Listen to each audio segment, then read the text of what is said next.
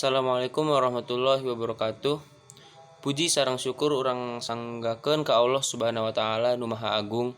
Dina dinten ieu teh urang sadaya tiasa ngariung sasarengan dina acara ieu.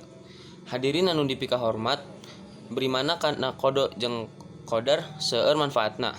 Di antarana tiasa nguatkeun keimanan sareng katakwaan ka Allah Subhanahu wa taala. Selain ti eta bisa oge nyadarkeun urang yen sagala perkara atawa kajadian nu aya di bumi ieu teh tos diatur ku Allah Subhanahu wa taala. Matak ayana kodo jeung qadar ieu teh numbuhkeun keteguhan hate sareng kesabaran urang salila urang hidup di dunia. Masalah atawa rintangan naon wae anu aya di hirup urang teh ngarupakeun katetepan ti Allah Subhanahu wa taala. Jadi urang teh kudu tawakal da sagala rupina ge tos aya izin ti Allah Subhanahu wa taala. Urang sadaya moal tiasa ngahindar ti katetapan Allah Subhanahu wa taala. Deuk nu hade, deuk nu goreng. Sadayana tos diatur ku Maha Kuasa.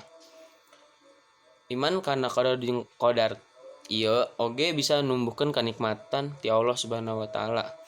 Sareng ngadorong urang bersyukur ka Allah Subhanahu wa taala salawasna. Kieu heula pidato ti abdi, upami aya cariosan anu marenah di hate abdi nyuhunkeun dihapunten. Wassalamualaikum warahmatullahi wabarakatuh.